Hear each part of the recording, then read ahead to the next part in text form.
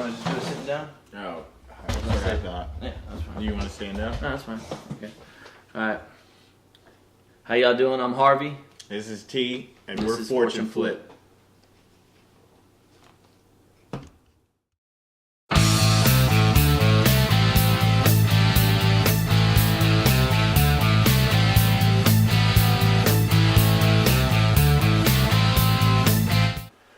Who is Fortune Flip?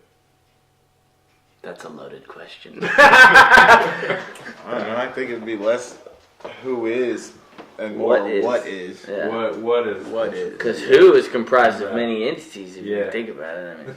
I mean, what is Fortune Flip? What is Fortune Flip? Fortune Flip is a dream, an aspiration, a goal.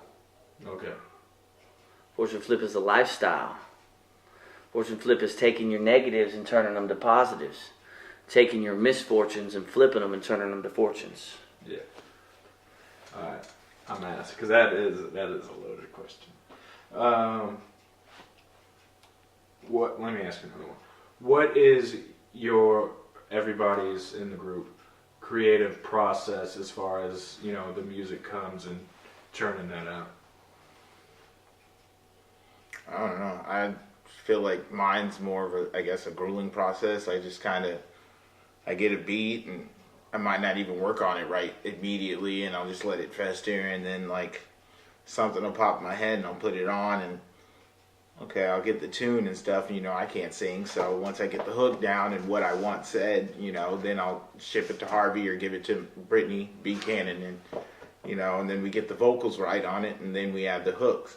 Add the verses, and then after that, it's kind of done. But usually, it's pretty easy though. Whenever he thinks of a hook, once we get him, if we get in person and he's like, "Hey, do this, sing it this way," you know what I mean? It's just like we get it. Mostly every time.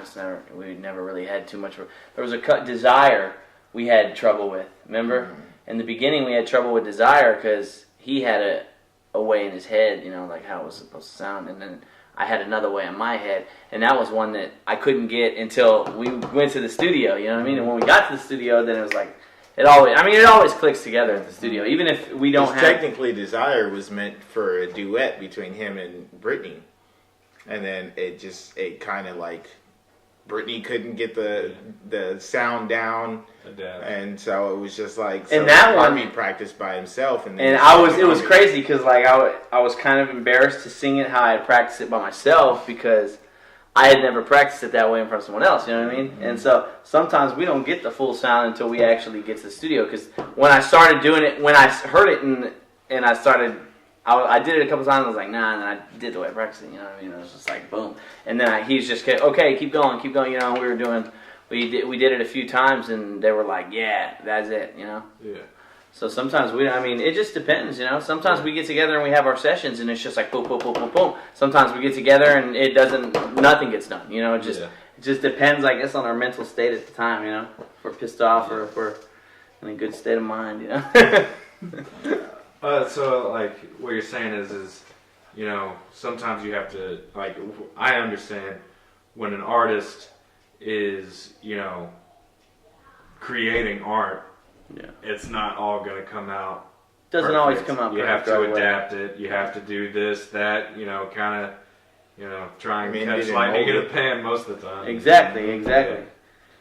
And I don't know, it's kind of crazy because my verse is the same emotion. I'll try to stick to the subject, but I won't necessarily attack it the same way I do a hook. My verses are on a scale real metaphorical, wordplay, similes, and punchlines and different things like that. And I feel like the hooks are more direct, you know what I mean? Almost like when he writes them, he's thinking of how I'm going to sing it in mind, you know what I mean? And there's multiple things that go into creating a hook because you got to think of, man, can a fan or an audience sing along with this in their car? Will they be able to, vibe with it enough to want to sing it? And then there's also the performance aspect, how is this going to sound live? Can the audience sing it live? You know what I mean? On a show. Because you got to think, if you're coming in, then they might not be able to catch that on the hook. So it's sometimes I dumb down my hooks. I don't want to say dumb down, but slow them down. Yeah. I mean, you kind of, I mean, they're easier to follow than some of the verses are, But they have to be. That's the catching point, That's what's gonna stick in our head. Yeah. So you have to get something that's easy to stick. It's like, for instance, you can't do, the way Tech Nine spits. Yeah. The whole way through. Yeah. There's no way that they're gonna.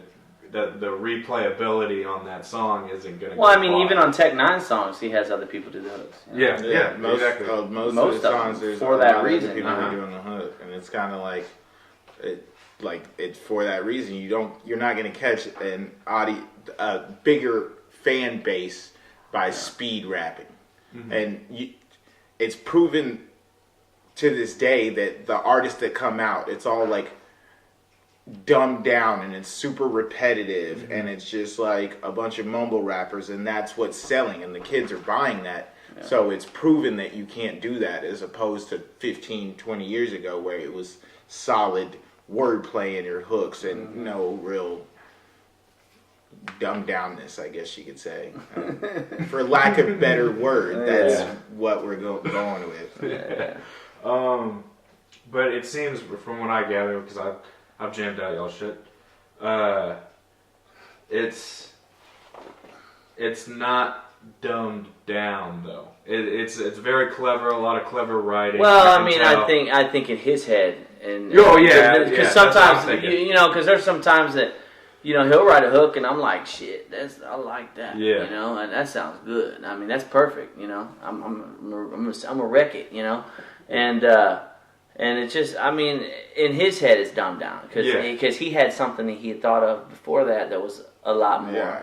Too complex for the listener. Too complex, exactly. And I've told him that before in his verse. I'm like, dude, they're not gonna understand what the fuck you're saying. Well, it's actually pretty crazy because we were listening to Plexin, a buddy of mine, a coworker, put it on his playlist, and then like two of the guys came over and they were like, "Oh, that's you?" And I was like, "Yeah, that's me." And then one guy runs over and he was like, "Did you just say hit the deck like a nigga was roofing?" And I was like, yeah. He was like, "Dude, that's a framing reference." And he's like all geeking about it. He's like, "Dude, I need to listen to more of your shit." And I'm like, "Yeah, the framing reference." I put every aspect of my life into my lyrics. It's like, dude, none of my lyrics are fake. And what's funny is when we were talking about that lyric, I think we were actually talking about Hangover 3 when we were talking about roofing. Yeah, you're roofing. You hit the deck when you're roofing. It's just roofing. You keep saying that word, roofing. You go with that word again. Yeah, and it's almost Marshall like gonna be mad at me on this one. Yeah. But that's the thing is like when he does it, he's thinking about multiple things. So he wasn't just thinking about roofing. He was also thinking about getting drunk, hitting the deck when you get put on the roof or like there's 3 or 4 different ways, and that it's there's so many ways you can interpret it. You know what I mean? It just whatever, like I said, whatever state of mind you're in, is how you'll interpret it. If you're high, you'll probably think, "Oh shit, he was talking about roofies." You know what I mean? If you're a contractor, you're like, "Oh yeah, he's talking about framing, putting a roof on." What is you've talked about your goal? Actually, I'm going to segue into something else. What did you say? Segue into? Mm-hmm. Yeah. Scoot on in. I've never heard that. Man, I almost have a whole soul. What is y'all's take on hip hop today? What's right with it? What's wrong with it? That's a loaded question. Well, like he was saying earlier, the stuff that I like, I love obviously, the greats, Eminem, Tupac. I mean, that's back Tupac, Biggie, the NWA, all the real good stuff. But I mean, the shit today is too mumble rappy. There's too much. I mean, a lot of negative shit in people's rap today. But I mean, not just negativity. It's just it feels stupid to me. Like I don't even listen to a lot of it because I can't. I feel dumb when I'm listening to it. I'm like, what am I listening to right now? This is just stupid. Like, and to be honest with you, if an artist isn't on radio, I won't know about him, but I won't know any other song besides that one song that's on the radio. And it's really just, honestly, I feel like the market and the game is oversaturated. In America, everything is oversaturated. You get one product, and in a year, you're going to have 20 other of the exact same thing product made with a by different 20 label. other people, and it's You the know? same thing with And rap. it's just like, You get one person that sounds a certain way, and then you're gonna have 9 other motherfuckers that sound the they same come out shitty and way. saying the exact same thing. Yeah. Oh, I'm trapping and yelling "mama" on the hook. It's like that's your ad lib, and it's like, dude, 20 other artists are doing that same ad lib. It's like, what defines you and makes you significant from this person? But the thing And is, it makes it harder in the fact, like, we work on this, you know, like we put our heart into it, you know. We don't want none of that. We want you to understand clearly what we're trying to tell you. because there's a message in a meeting. We're trying to get you to understand something. Yeah. You know, but it's more or less what I feel.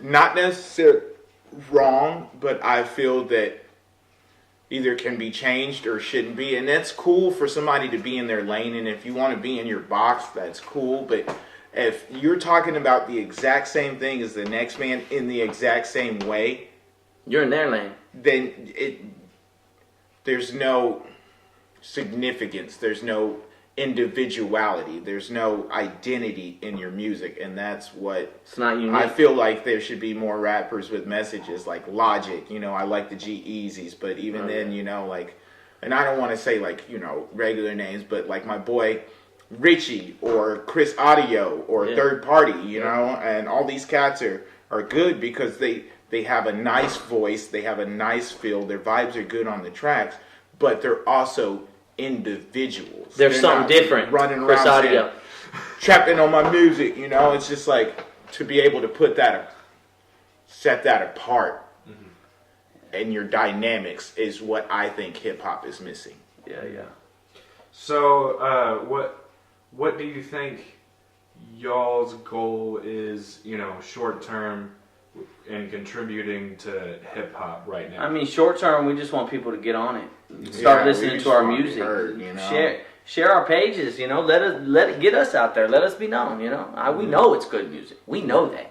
Trust me, we know it's we good just music. need people to hear it, and really, it's more or less, you know, I have a bunch of goals in different ways I want this fortune flip to manifest in, because, you know, when I was thinking about it in prison, you know, I was there for 2 years, and it was just like, man, what could this be? And you can't really put a price or put fortune flip in a box because we don't know its potential yet, you know what I mean? But for now, within the next, you know, let's say short game goal, for 6 months to a year, honestly, you know, as far as fortune flip, I just want it to be in people's mouths and people to be talking about it and in their ear and it buzzing. And then from that, maybe we can make a change, or from that we can grow. But right now, we're kind of just, we're buzzing, but it's not like, It's not where we want to be. Yeah. We're not at the level we want to be at. And I mean, or think that we even should be. exactly. It's like, And maybe it's a selfish thing or whatever, but it's like in our minds we're like, man, we make good music that we defines should and be set us we apart. should be somewhere when you got these fucking dudes over here that talk shit and they don't stand for nothing and they're fucking making millions or whatever, making hits, you know. And we're over here with hits, like, why ain't they hits yet? You know, like. And I know that, not to take this apart from every other artist, because I feel like everybody who makes a song is man, I got a banger, I got a hit. Yeah. But it's just, I feel like it's the level of creativity that I feel that sets us apart. You know what I mean? For us to construct our own songs and not to be saying the exact same thing as the next man is where it's like, man, you know, but no knock to anybody hustle. Congratulations for making it and working the system. It's just, you did something we haven't. you know, it's weird. The politics in the music is like, if you aren't popping on Instagram, then you might not be popping anywhere. Or if you aren't cool with this man, you're not going to be anywhere. Yeah, else. but So at just the different same time, things there's like a lot this. of It's snakes. You know, there's a there lot of are snakes. I want to say a lot of artists watch out for people that that want money and then give you nothing in return. Yeah. You don't get any more likes. You don't get any more You don't views. get one more know, share. just- You don't get one extra nothing. Don't give these people your money and not know their credentials. You know, because we've fallen into that pit, and it's really bad because, like I say, in America everything's oversaturated, and everybody's just trying to get something from somebody these days. And it's not genuine work ethic, or they want the shorter way out, or now don't get me wrong. You do have your men that work. Us, for example, you know, T frames. He frames houses and he builds awesome structures. I mean, it's art. You know, straight up. And I do remodeling and construction myself. You know, that's what we do. I mean, you know, and that's how we make money right now. and that's how we pay for Fortune There's Flipping. a lot of people that are out there that work their asses off every day, you know, and still do what they love to do, and then there's people that never work it. Yeah, and it would suck for somebody to work their ass off. Maybe they don't get it like we get it, but for somebody to work their ass off for an end goal and then pay something and have somebody else sham them and chip away at their dream. It's kind of like, go chip you away know. at someone with money, dog. What you chipping at me for? somebody else, but see, that's why they hustle the small people, is Exactly. because they don't have lawyers or people being like, hey, nah, we're not abiding by this, or you need to fulfill your obligation.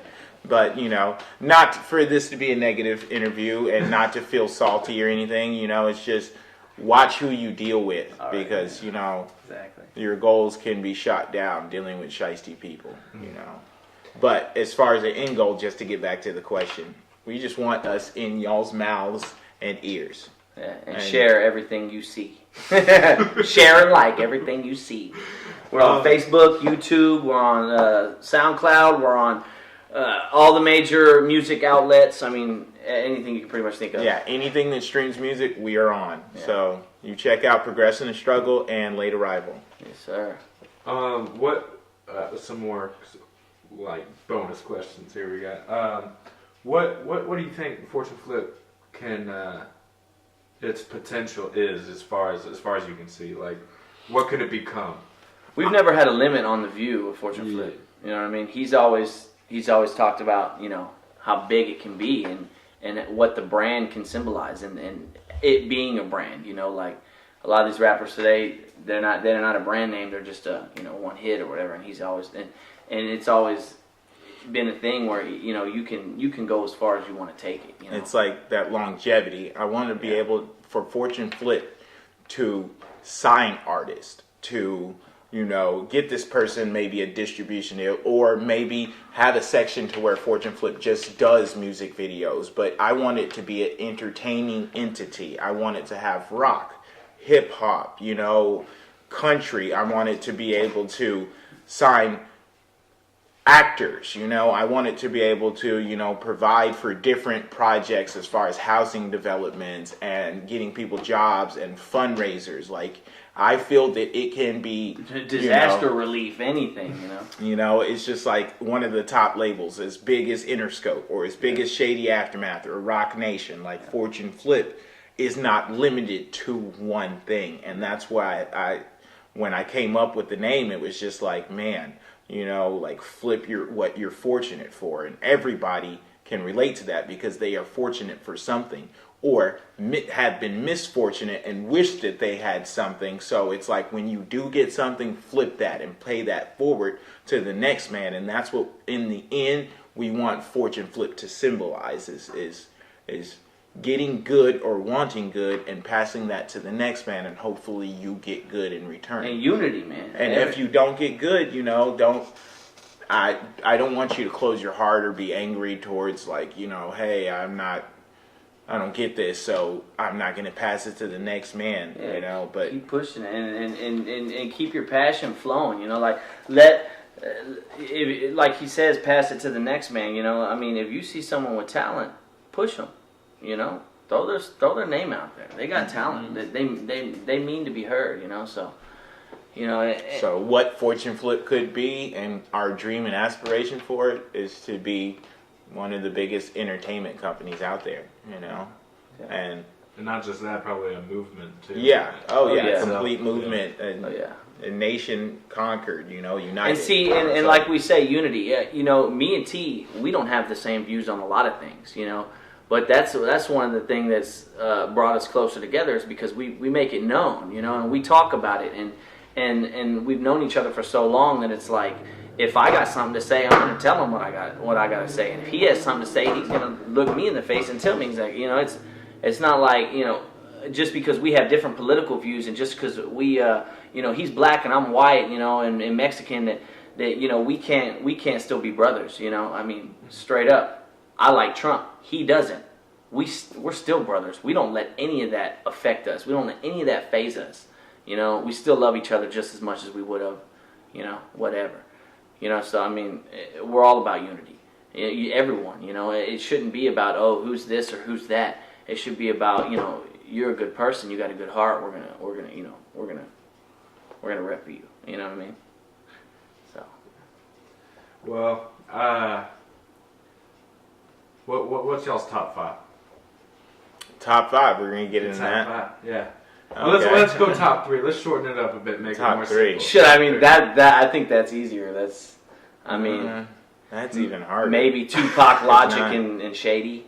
Nah, cause see, I'm not a big Pac fan. Like, he was good and he was great or whatever. I've just been jamming it since I was a kid. I love him. Okay, so because Biggie, see that? He's Biggie. I'm Pac. Yeah, like, I felt Biggie was so smooth with it, you know. Yeah. It's his delivery, and Pac's delivery to me came off as just like, you know, like, I'm hard, nigga, and that's like it. I mean, of course, he had different songs that, you know, like, hey, dog, and shit like that. It's just, I'm more of a Biggie's. But if you want to put, we're gonna do top 3, alive or dead, present, past. What we doing? All around. All around. Okay, I'm gonna go with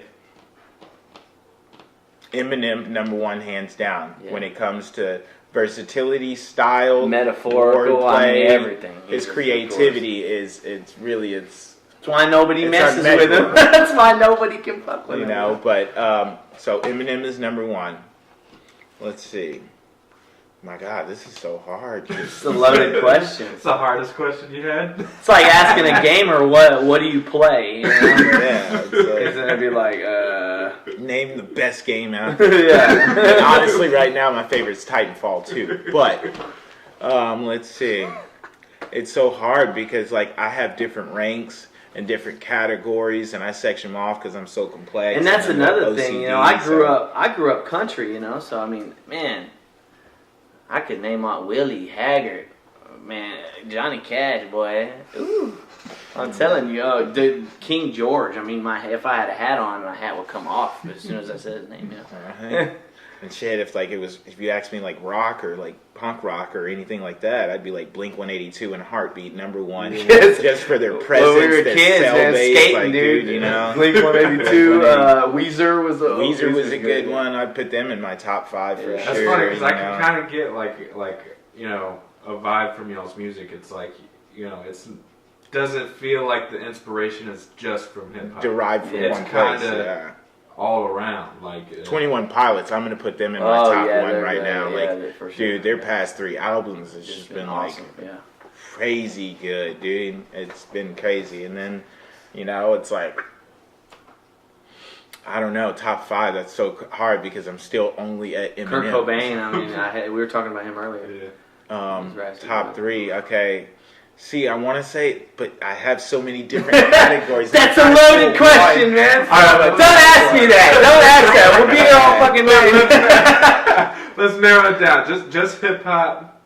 Just based on lyrics, not style, not just like based on lyrics. Yeah. I delivery or what? Delivery. Like just hardcore rap. That's all they can judge. Hardcore rap or just rap. I'm gonna break it down into sections. Top 3 of all time, I'm going to go Eminem, Nas, Jay-Z. Top 3 hands down all time. As far as entertainment aspect, then I'm going to go G-Eazy. Love his visuals. He's always comes correct with that. Let's go Big Sean with lyrics and everything else. Visuals I love. And I'll go, let's see, as far as, you know, entertainment. Wale, love Wale. He's very good lyricist. Yellow He's always Wolf, down man. I can't get enough Yellow Wolf. Man. Now let's go with grit and raw. Yellow Wolf is top number one on Tell that it. for me because Tell you know he gives it to you raw. It's exactly what he means. There's not. I mean, too much thought process. Yeah, He's like, yeah, no, yeah. I gotta make him feel Billy like this. Crystal, It's you just know, like- that's it's just pretty like, that obvious is what Yellow he's talking Wolf, you about. know? And then let's see, I'll go with Chameleonaire. Put him with the rawness as far as you know Yellow Wolf, just because on delivery and how he feels. Zero. If he does not fuck with it, well, Zero, to me, Zero's a one subject person, and that is straight. I don't trust anybody, and it's like. At the end of the day, you need other people to succeed, regardless of how you feel. And for you to always be like one deep, fuck everybody, it's like I can only jam. Oh, Houston beef, but it's not beef because he may say, "Oh, it's beef" or something. To me, it's just as an artist, when you put your music out there, you subject yourself to some criticism, some breakdown. We'll have criticism, you know, and it's cool, like because I'm giving you my music for you to do that. Like give me feedback, whether it's good or negative or anything Let like me that. know. Doesn't mean I'm going to change it. Doesn't, but I still want to know how you feel. And other artists, they may not give a crap about how you feel about their music, but just in a whole, and this is the truth and nothing else but the truth, when you give your music out there for people to listen to, at the end of the day, you are accepting the responsibility of criticism and people are backlash there's and gonna be different stuff. people that hate your music, that don't think it's good, that thinks it's shit. Well, that it's thinks not it- even hate giving the or wrong anything, message, but or it just sounds like shit. That there's some people that don't It's like. just you're giving it for criticism. Oh yeah, you're Else putting you it would- out there. If you didn't want people to hear it and feel a type of way, then you would just make it and keep it on your own phone. Exactly. You wouldn't want to put it out there. Yep. But the second you put it out there, you open yourself for criticism or dialogue or conflict. If there is Battles. conflict, you know, it's just that it is going to be a mental battle, even if it's yourself. Even if everybody else fucking loves you, you still You're battle still going with to it criticize yourself. Yeah.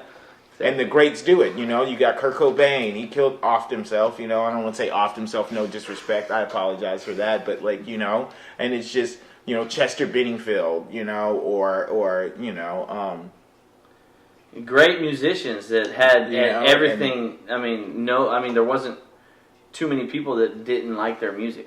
Or didn't like them as a person. like them and as a didn't person, want to be yeah. around them. But still, they they're struggle fighting their own battles with their own day-to-day battles. Chris Cornell, you know, there are a lot of greats that, and even artists that are rappers that don't ever come out and say they're depressed, but they're struggling with some kind of complex or even drugs, you know, Pimp C, addiction, yeah. drugs, you know, and then Mac Miller and just different things like that. And it's like, Mac Miller, man, he has so much potential. He was such a good artist, man. He could have done so many things. And he was, 26 years old when he died? 28, I think. 28 years old? Yeah, 28. Oh, 26. And don't get me wrong, we've 26, been yeah. there, you know, like we've been in those shoes, you know, that's why And that's why I feel we like speak on it. You know, at that's the this only time, reason. that's the best time to make it, is because we've lived that, and I don't think we're encouraged by it anymore. So it's just we like, don't. I mean, well, we don't encourage it anymore. You know what I mean? Like we're not sitting there talking about let's go get high today. You know, like that's not our goal. You know, our goals in life have changed. That's so crazy. Every time you ask us a question, we go off on like several different mini Tangents. subjects. Yeah. That's how you know it's a good interview. Because Yeah. asked us about our top 5 rappers. We're talking about drug addiction. habits and shit. It's just like, It branches kinda out. crazy, Man. you It's know? all right. It's cool. I will ask this last question, and then we'll get out of here. All right. People have seen what you can do with Late Arrival. They've seen that. It's out now. On our own budget, you know. Yeah. Yeah. What do you think? You know, With a major label backing us. well, I mean, no, like, The world.